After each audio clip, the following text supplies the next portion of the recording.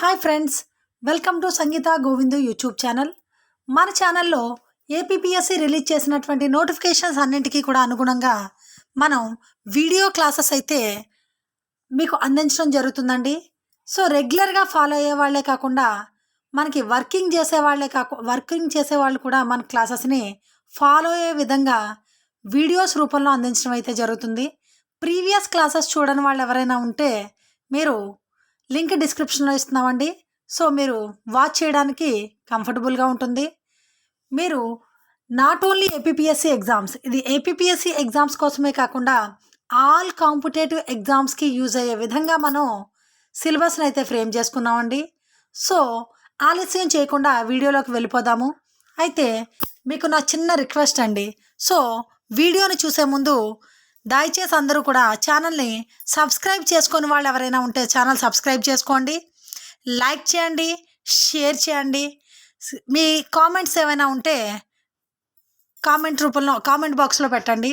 So friends, so like చేయడం మర్చిపోవద్దు. Last క్లాస్లో మనం హిస్టరీ అయితే స్టార్ట్ చేసామండి. హిస్టరీలో మనం చెప్పుకునేటువంటి టాపిక్ ఏంటి అంటే ఆధునిక భారతదేశం యొక్క సామాజిక, ఆర్థిక మరియు రాజకీయ చరిత్ర. సో ఆధునిక భారతదేశం యొక్క సామాజిక, ఆర్థిక మరియు రాజకీయ చరిత్ర గురించి స్టార్ట్ చేసామండి.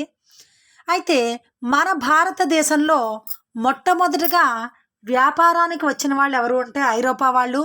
మనం ప్రీవియస్ క్లాస్లో ఐరోపా వాసుల రాక గురించి, నెక్స్ట్ క్లాస్లో మనం డచ్ వారి గురించి ఎక్స్ప్లెనేషన్ ఇవ్వడం జరిగింది. సో ఈరోజు క్లాస్లో మనం చెప్పుకోబోయేది ఎవరి కోసం అంటే ఆంగ్లేయుల కోసం. మనం ప్రజెంట్ చెప్పుకునేది ఎవరు అంటే బ్రిటిష్ వారు, ఆంగ్లేయులు. పోర్చుగీసు, డచ్ వారి తరువాత భారతదేశానికి వచ్చిన విదేశీయులు ఎవరు అని క్వశ్చన్ అడుగుతారండి. పోర్చుగీసు వారు, డచ్ వారి తరువాత భారతదేశానికి వచ్చిన విదేశీయులు ఎవరు అని క్వశ్చన్ అడిగినప్పుడు మనం రాయాల్సిన ఆన్సర్ ఏంటి అంటే ఆంగ్లేయులు. మరి ఆంగ్లేయులు స్థాపించినటువంటి కంపెనీ ఏంటి అంటే ఈస్ట్ ఇండియా కంపెనీ. ఆంగ్లేయులు ప్రారంభించిన కంపెనీ ఏంటి అంటే ఈస్ట్ ఇండియా కంపెనీ. ఈ ఈస్ట్ ఇండియా కంపెనీని ఆంగ్లేయులు ఎప్పుడు స్థాపించారు అంటే 1600 సంవత్సరము డిసెంబర్ 31. 1600 సంవత్సరము డిసెంబర్ 31. సో 1600 సంవత్సరము డిసెంబర్ 31న ఆంగ్లేయులు ఈస్ట్ ఇండియా కంపెనీని స్థాపించారు. అయితే ఈస్ట్ ఇండియా కంపెనీకి తూర్పు దేశాలలో వ్యాపారానికి అనుమతినిచ్చింది ఎవరు? ఈస్ట్ ఇండియా కంపెనీకి తూర్పు దేశాల్లో వ్యాపారానికి అనుమతి ఇచ్చింది ఎవరు అంటే ఎలిజబెత్ రాణి అండి. బ్రిటిష్ రాణి ఈమె. బ్రిటిష్ రాణి మొదటి ఎలిజబెత్ ఏం చేసింది అంటే ఈ కంపెనీ స్థాపించుకోవడానికి తన యొక్క అంగీకారాన్ని 1600 డిసెంబర్ 31వ తేదీన తెలియజేసింది. అప్పుడు వీళ్ళు ఏం చేశారంటే ఈస్ట్ ఇండియా కంపెనీ అనే పేరుతో కంపెనీ స్టార్ట్ చేయడం జరిగింది. ఈ ఈస్ట్ ఇండియా కంపెనీకే మరొక పేరు ఏంటి అంటే merchant of adventure. East India కంపెనీకే మరొక పేరు ఏంటి అంటే మర్చెంట్ ఆఫ్ అడ్వెంచర్. ఇంకా లేదా జాన్ కంపెనీ అని కూడా దీనికి మరొక పేరు. ఈ కంపెనీకి అనుమతి ఇచ్చింది ఎవరు అంటే మొదటి ఎలిజబెత్. ఈమె చూడర్ వంశస్థురాలు. ఎలిజబెత్ వచ్చి చూడర్ వంశస్థురాలు. అయితే ఈమె ఈ వ్యాపారానికి వాళ్ళ మూలధనం ఎంత అంటే 70,000 పౌండ్లు. వాళ్ళ యొక్క వ్యాపారానికి మూలధనం ఎంత పెట్టుబడి పెట్టారు అంటే 70,000 పౌండ్లు. అయితే ఈ కంపెనీని స్థాపించినప్పుడు ఇంగ్లాండ్ రాజు ఎవరు అంటే మొదటి జేమ్స్. ఈ కంపెనీని స్థాపించినప్పుడు ఇంగ్లాండ్ రాజు ఎవరు అంటే మొదటి జేమ్సు. ఇంగ్లాండ్ ప్రధాని ఎవరు అంటే విలియం హక్కిన్స్. అంటే విలియం హక్కిన్స్ ఇంగ్లాండ్ ప్రధానిగా ఉన్నప్పుడు ఈస్ట్ ఇండియా కంపెనీ స్టార్ట్ చేశారు. అప్పుడు ఇంగ్లాండ్ రాజు ఎవరు అంటే మొదటి జేమ్స్. మరి మన భారతదేశంలో అప్పుడు ఉన్నటువంటి మొఘల్ చక్రవర్తి ఎవరు అంటే అక్బర్. అప్పుడు మన భారతదేశంలో అంటే ఈస్ట్ ఇండియా కంపెనీ ప్రారంభించేటప్పటికి మన భారతదేశంలో ఉన్నటువంటి మొఘల్ చక్రవర్తి ఎవరు అంటే అక్బర్.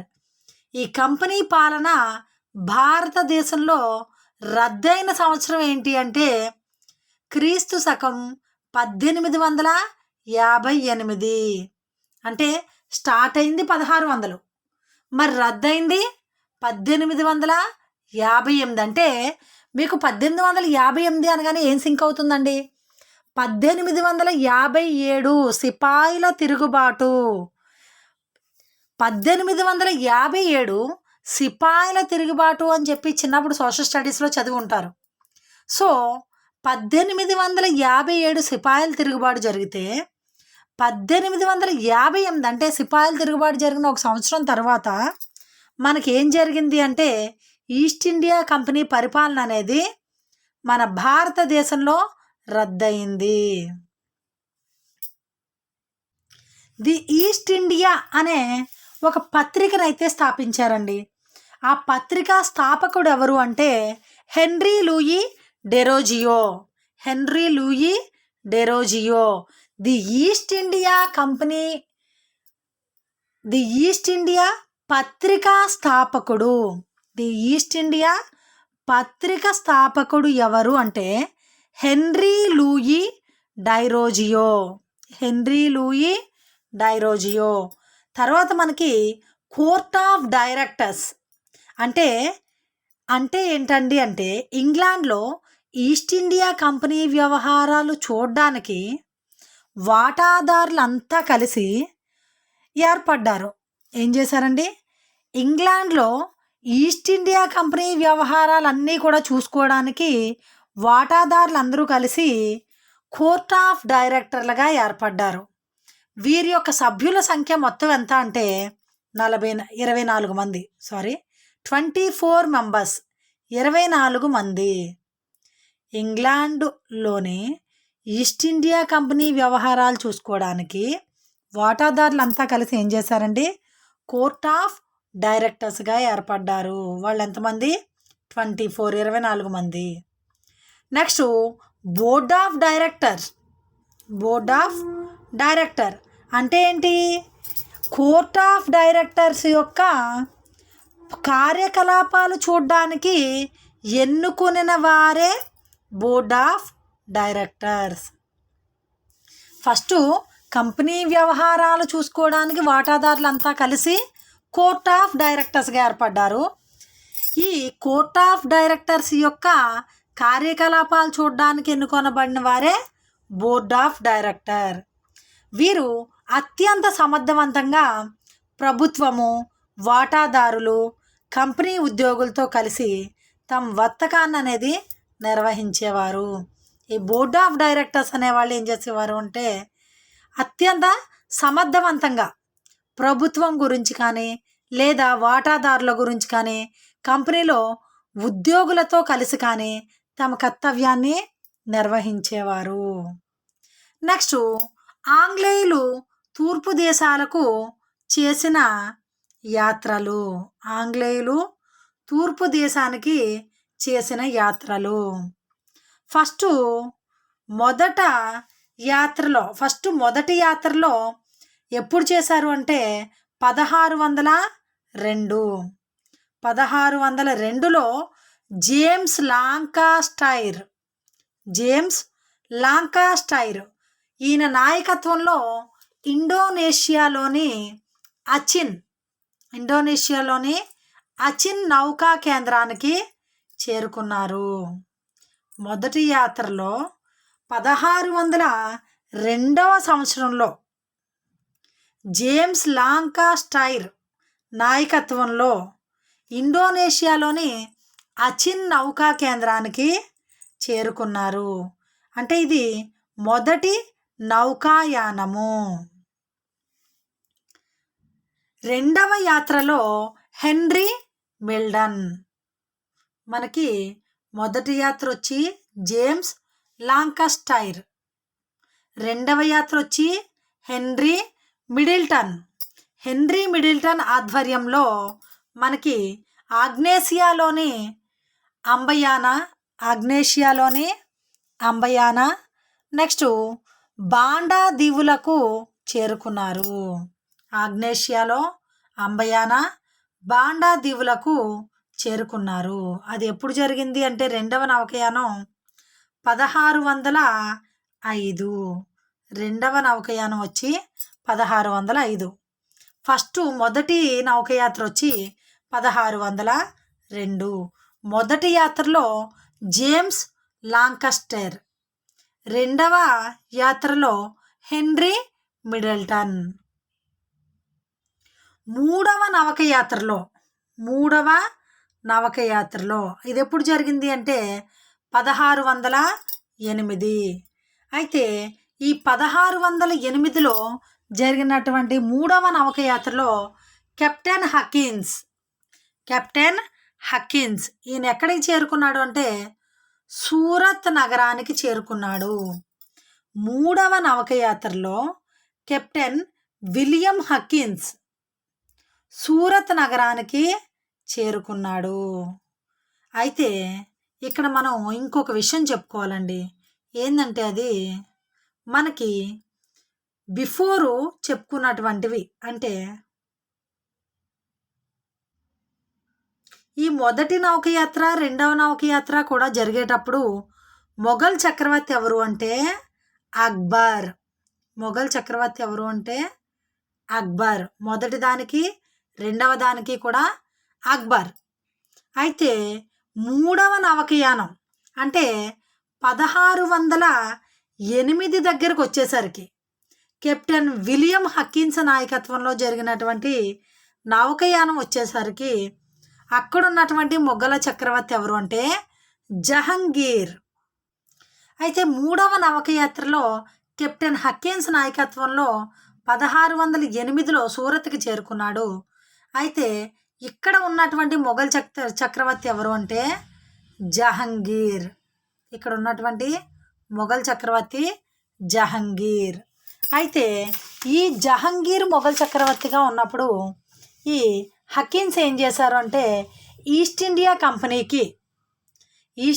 కంపెనీకి రాయబారిగా వచ్చి జహంగీర్ ఆస్థానాన్ని సందర్శించి 1611 వరకు కూడా జహంగీర్ ఆస్థానంలోనే ఉన్నారు. 1608లో వచ్చినటువంటి హకిన్స్ 1611 వరకు కూడా జహంగీర్ ఆస్థానంలోనే ఉన్నారు. ఈ విలియం హకిన్స్ జహంగీర్ నుండి భారత్లో వర్తక స్థాపనకు అనుమతి పొందడంలో విఫలమయ్యాడు. విలియం హకిన్స్ అన్ని సంవత్సరాలు ఉన్నప్పటికీ అంటే 1608లో వచ్చిన ఆయన 11 అంటే దరిదాపుగా 3 సంవత్సరాలు ఉన్నప్పటికీ ఈ వర్తక స్థాపనకు అనుమతి పొందడంలో విఫలమయ్యాడు. దానికి కారణం ఏంటి అంటే మొఘళ్ళ ఆస్థానంలో పోర్చుగీసు వారికి పలుకుబడి అధికంగా ఉండడము. దానికి కారణం ఏంటి అంటే మొఘలుల ఆస్థానంలో పోర్చుగీసు వారికి పలుకుబడి అనేది అధికంగా ఉండడము. నెక్స్ట్ నాలుగవ యాత్ర జరిగినప్పుడు కెప్టెన్ హిప్పన్స్ నాయకత్వంలో జరిగింది. అయితే గ్లోబ్ అనే నౌక 1611లో మచిలీపట్నం చేరుకుంది. మచిలీపట్నం చేరుకుంది. మీ క్వశ్చన్ ఎలాగైనా అడగచ్చండి. నాలుగవ నౌకాయానం యొక్క సంవత్సరము 1611 ఎవరి నాయకత్వంలో జరిగింది? కెప్టెన్ హిప్పన్స్. అప్పటి నౌక పేరేంటి? గ్లోబ్. అది ఎక్కడికి చేరుకుంది? మచిలీపట్నం.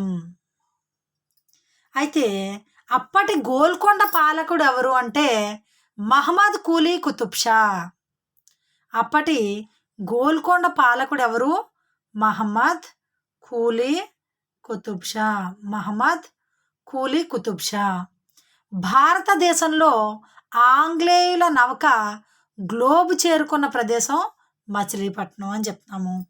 అయితే భారతదేశం మరియు తూర్పు తీరంలో ఆంగ్లేయుల మొదటి వర్తక స్థావరం ఏంటి అంటే మచిలీపట్నము. భారతదేశంలో తూర్పు తీరంలో ఆంగ్లేయుల మొదటి స్థావరం ఏంటి అంటే మచిలీపట్నము. 1611లో మచిలీపట్నం నూలు బట్టల వ్యాపారానికి ముఖ్య కేంద్రంగా ఉండేది.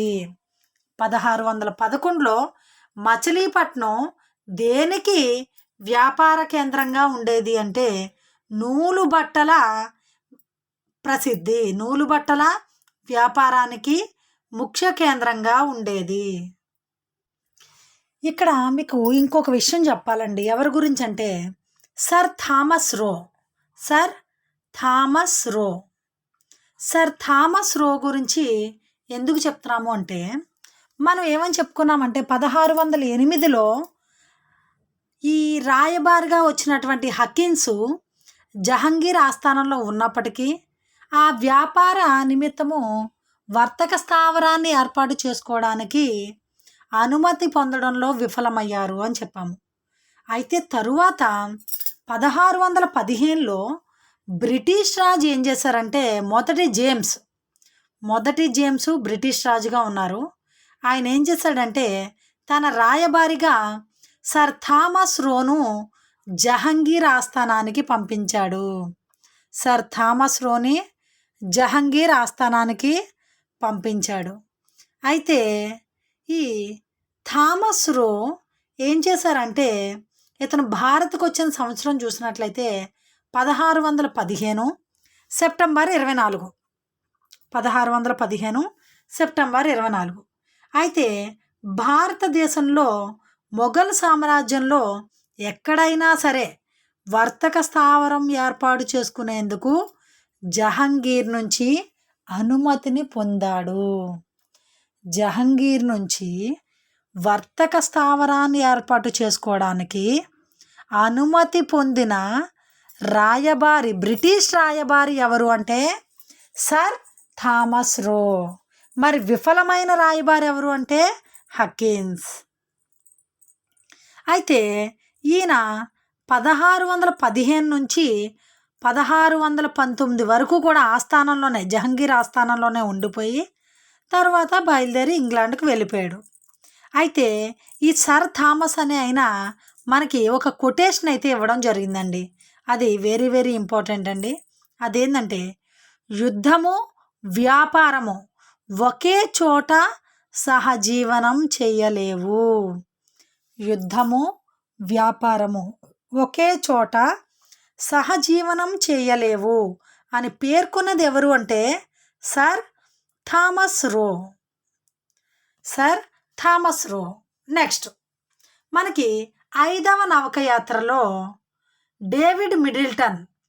5వ నౌకయాత్ర ఎవరి ఆధ్వర్యంలో జరిగిందంటే డేవిడ్ మిడిల్టన్. ఈయన నాయకత్వంలో జరిగింది. ఆగ్నేషియాలోని బాంబా నైరాకు చేరుకున్నాడు. ఆగ్నేషియాలోని బాంబా నైరాకి చేరుకున్నాడు. అయితే భారతదేశంలో డచ్ వారిని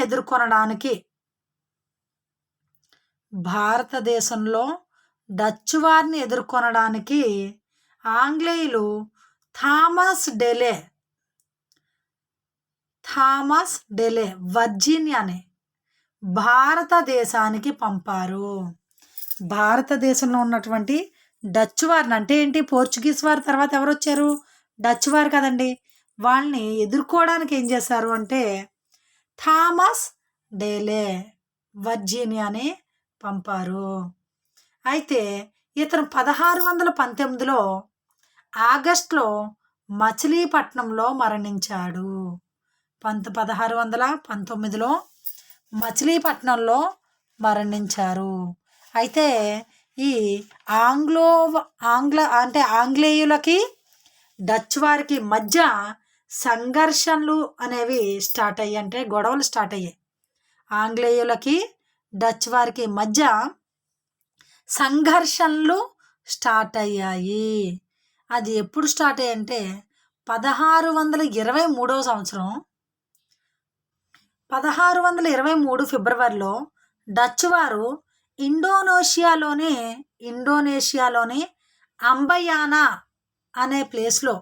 అంబయానాలో 10 మంది ఆంగ్లేయులు 9 మంది జపాన్ వారిని ఒక పోర్చుగీసు దేశస్థుణ్ణి హత్య చేశారు. 10 మంది ఆంగ్లేయులు 9 మంది జపాన్ వారిని ఒక పోర్చుగీసు దేశస్థుణ్ణి హత్య చేశారు. ఎవరు హత్య చేశారండి? డచ్ వారు. డచ్ వారు ఇండోనేషియాలో అంబయానాలో 16 మంది ఆంగ్లేయులు 9 మంది జపాన్ వారు ఒక పోర్చుగీసు వారిని హత్య చేశారు. దీనినే అంబయానా వధ అని పిలుస్తారు.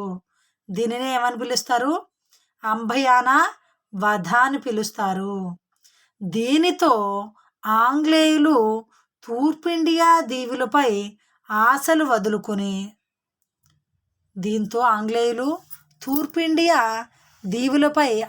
వదిలేసుకొని భారతదేశంపై తమ దృష్టిని పెట్టారు.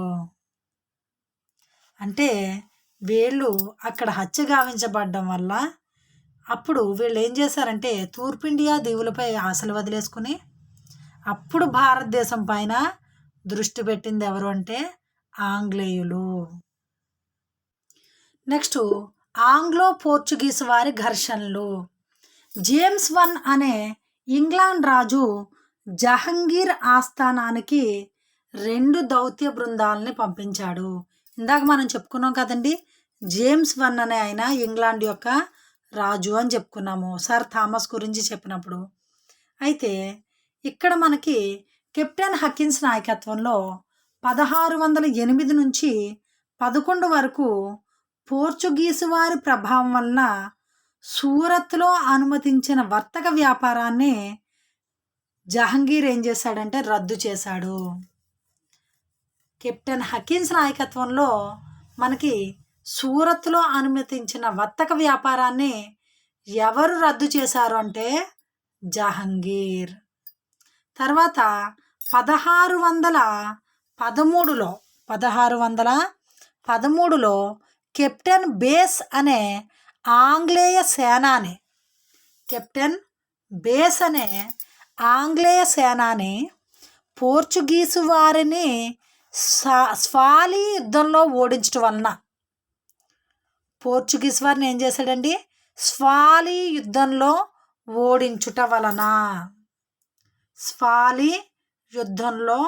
ఓడించుట వలన జహంగీర్పై పోర్చుగీసు వారి ప్రభావం క్షీణించింది. జహంగీర్పై పోర్చుగీసు వారి ప్రభావం అనేది క్షీణించింది. ఎందుకని? కెప్టెన్ బేస్ అనే ఆంగ్లేయ సేనాని ఏం చేశాడు అంటే ఈ పోర్చుగీసు వారిని యుద్ధంలో ఓడించాడు. ఆ యుద్ధం పేరు ఏంటి అంటే స్వాలీ యుద్ధంలో ఓడించాడు. నెక్స్ట్ సర్ థామస్ రో నాయకత్వం. ఇందా చెప్పుకున్నాం కదండి సర్ థామస్ రో గురించి. ఈయన 1615 నుంచి 19 వరకు రాయబారం చేసి విజయవంతమయ్యాడు. సర్ థామస్ రో 1619 నుంచి 19 వరకు రాయబారం చేసి విజయవంతమయ్యాడు. అయితే జహంగీర్కు ఆంగ్లేయుల వ్యాపారానికి అనుమతికి అంగీకరించే విధంగా జహంగీర్ని చేశారు. నెక్స్ట్ ఆంగ్లేయుల మొదటి స్థావరం ఏంటి అంటే సూరత్. ఆంగ్లేయుల మొదటి స్థావరము సూరత్. అదేంటంటే 1608 సంవత్సరము. భారతదేశంలో ఆంగ్లేయులకు వ్యాపారానికి అనుమతినిచ్చిన మొఘల్ చక్రవర్తి జహంగీర్. ఇందాక కూడా చెప్పుకున్నామండి, గ్లోబ్ అనే నౌక ద్వారా కెప్టెన్ హిప్పన్ నాయకత్వంలో 1611లో తూర్పు తీరంలో ఉన్న మచిలీపట్నంకి అయితే చేరుకున్నారు. గ్లోబ్ అనే నౌక ద్వారా కెప్టెన్ హిప్పన్ నాయకత్వంలో 1611లో తూర్పు తీరంలో ఉన్న మచిలీపట్నం చేరుకున్నారు. మచిలీపట్నంలో వ్యాపారానికి అనుమతించిన గోల్కొండ రాజు ఎవరు అంటే ఇందాక చెప్పానండి, మహమ్మద్ కూలీ కుతుబ్ షా. మచిలీపట్నంలో వ్యాపారానికి అనుమతించిన గోల్కొండ సుల్తాన్ ఎవరు అంటే మనకి మహమ్మద్ కూలీ కుతుబ్ షా. ఆంగ్లేయుల యొక్క ప్రధాన స్థావరాలు ఏంటి అని చూసినట్లయితే బ్రిటిష్ అధికారి ఫ్రాన్సిస్ డే 1639లో చంద్రగిరి పాలకుడు ఎవరు అంటే 3వ వెంకటపతి రాయలు. చంద్రగిరి యొక్క పాలకులు ఎవరు అంటే 3వ వెంకటపతి రాయలు. ఈయన దగ్గర నుంచి ఏం చేశాడు అంటే మద్రాస్ ప్రాంతాన్ని పొందాడు. బ్రిటిష్ అధికారి ఎవరండి? Francis day. ఈయన మద్రాసుని ఎవరి దగ్గర నుంచి పొందాడు? చంద్రగిరి పాలకుడైనటువంటి 3వ వెంకటపతి రాయలు. అయితే మీకు క్వశ్చన్ ఏమని అడుగుతారు అంటే ఆంగ్లేయులు మద్రాసుని పొందినప్పుడు ఉన్న చంద్రగిరి పాలకుడు ఎవరు? 3వ వెంకటపతి రాయలు. అయితే 3వ వెంకటరాయలపతి నుంచి మద్రాసుని పొందినటువంటి బ్రిటిష్ అధికారి ఎవరు? Francis day. నెక్స్ట్, మద్రాసును పొందడంలో ఆంగ్లేయులకు దామెర్ల వెంకటాద్రి అతని సోదరులు అయ్యప్పలు. మద్రాసును పొందడంలో ఆంగ్లేయులకు దామెర్ల వెంకటాద్రి అతని సోదరుడు అయ్యప్ప సహకరించారు. అంటే ఈ వెంకటపతి రాయల నుంచి మద్రాసుని పొందడం కొరకు ఆంగ్లేయులకు సహాయపడింది ఎవరు అంటే దామెర్ల వెంకటాద్రి అతని సోదరుడు అయ్యప్ప. అయితే 1640లో 1640 మార్చి 1న ఆంగ్లేయులు మద్రాసులో సెయింట్ జార్జి కోటని నిర్మించారు. 1640 మార్చి 1 1640 మార్చి 1న ఆంగ్లేయులు మద్రాసులో సెయింట్ జార్జి కోటను నిర్మాణం ప్రారంభించారు.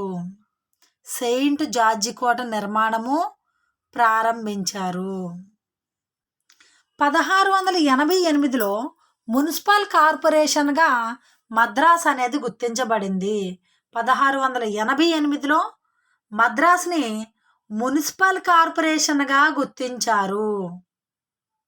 అయితే నగరాలు నిర్మాణం సంవత్సరం కోట ఒకసారి చూద్దామండి.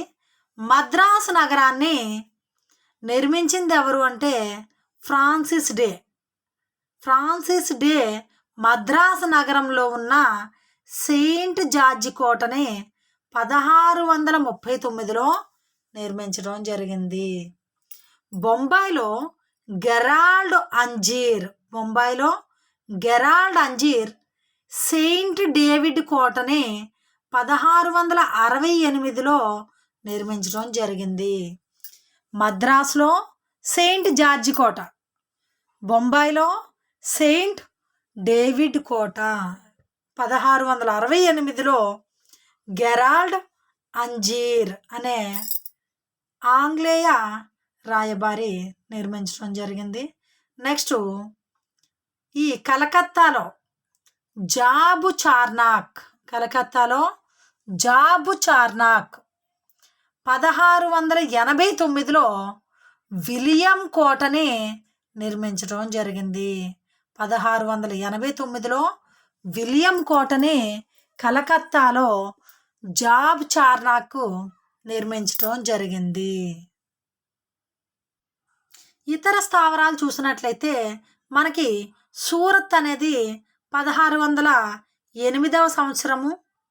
నెక్స్ట్ మచిలీపట్నం అనేది 1611, పులికాట్ 1621, బాలసోర్ 1633, హుగ్లీ 1651. సూరత్ వచ్చి 1608, మచిలీపట్నం 1611, పులికాట్ 1621, బాలసోర్ 1633, హుగ్లీ 1651లో స్థావరాల్ని స్థాపించడం జరిగింది. 1733 పోర్ట్ విలియం కోటలో ఉండేటువంటి గవర్నర్ను 1733 పోర్ట్ విలియం కోటలో ఉండే గవర్నర్ను గవర్నర్ జనరల్ ఆఫ్ బెంగాల్ అని పిలుస్తూ ఏమని పిలిచారండి? గవర్నర్ జనరల్ ఆఫ్ బెంగాల్ అని పిలుస్తూ ముంబాయి మద్రాసుల యొక్క గవర్నర్లను ఇతని అధికార పరిధిలోనికి తెచ్చారు.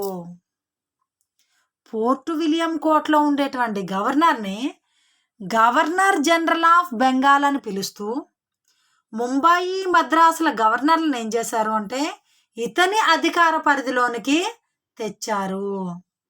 అయితే మనకి కొత్తగా గవర్నర్ జనరల్ ఆఫ్ బెంగాల్ అనే పదవి ఎప్పుడు సృష్టించబడింది అంటే 1733. 1733లో గవర్నర్ జనరల్ ఆఫ్ బెంగాల్ అనే పదవి రావడం జరిగింది. అయితే మనకి ఈ పదవి ఏర్పడిన తరువాత ఫస్ట్ ఫామ్ అయినటువంటి మొదటి గవర్నర్ జనరల్ ఆఫ్ బెంగాల్ ఎవరు అంటే వారన్ హేస్టింగ్స్. ఈయన మొట్టమొదటి గవర్నర్ జనరల్ ఆఫ్ బెంగాల్. ఈ క్వశ్చన్ కూడా మనకి చాలాసార్లు అడిగారండి.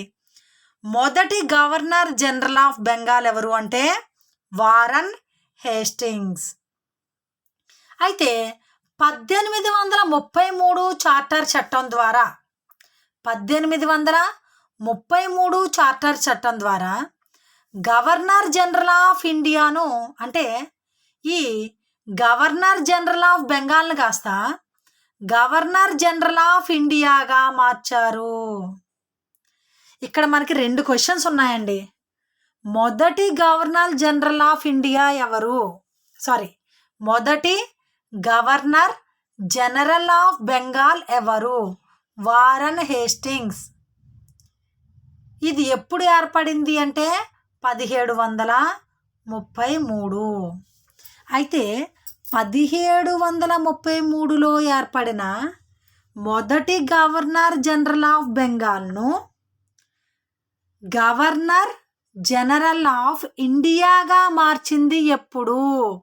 1830 చార్టర్ చట్టము గవర్నర్ జనరల్ ఆఫ్ ఇండియాగా మార్చారు. అయితే మనకి గవర్నర్ జనరల్ ఆఫ్ ఇండియాగా మార్చిన తరువాత భారతదేశపు మొదటి గవర్నర్ జనరల్ ఎవరు అంటే విలియం బెంటిక్. భారతదేశపు మొదటి గవర్నర్ జనరల్ ఎవరు? William Bentinck. అయితే 1858లో విక్టోరియా మహారాణి ప్రకటన ద్వారా గవర్నర్ జనరల్ను వైస్రాయ్గా మార్చారు. 1858లో విక్టోరియా మహారాణి ప్రకటన ద్వారా గవర్నర్ జనరల్ను మళ్ళా ఎలా మార్చారంటే వైస్రాయ్గా మార్చారు. అప్పుడు మొదటి వైస్రాయ్ ఎవరు అంటే లార్డ్ కానింగ్. ఇక్కడ మీరు అస్సలు కన్ఫ్యూజ్ అవ్వకూడదండి. మీరు ముఖ్యంగా 3 గుర్తుపెట్టుకోవాలి. 1733లో మొదటి governor general of Bengal Warren Hastings. 1833 1833లో భారతదేశపు మొదటి గవర్నర్ జనరల్ విలియం బెంటిక్. అయితే తరువాత దీన్ని ఎట్లా మార్చారు అంటే 1858లో గవర్నర్ జనరల్ని ఏం చేశారు, వైస్రాయ్గా మార్చారు. మార్చిన వారు ఎవరు, విక్టోరియా మహారాణి. మొదటి వైస్రాయ్ ఎవరు అంటే లార్డ్ కానింగ్. సో ఇదంతా కూడా ఏంటంటే మనకి ఆంగ్లేయులు మన భారతదేశంలో స్థాపించినటువంటి స్థావరాల గురించి, వారు కంపెనీ ఎప్పుడు ప్రారంభించారు, వాళ్ళు మన దేశానికి వర్తక వ్యాపార నిమిత్తం ఎప్పుడు వచ్చారు అనేదంతా కూడా ఈరోజు క్లాస్లో డిస్కస్ చేసామండి. నెక్స్ట్ క్లాస్లో మనం డెన్మార్క్ గురించి నెక్స్ట్ క్లాస్లో డిస్కస్ చేద్దామండి. అయితే మర్చిపోకుండా మన ఛానల్ని సబ్స్క్రైబ్ చేసుకోండి, లైక్ చేయండి, షేర్ చేయండి. మీకు వీడియో ఎట్లా అనిపించిందో కామెంట్స్ రూపంలో పెట్టండి. Okay, thank you.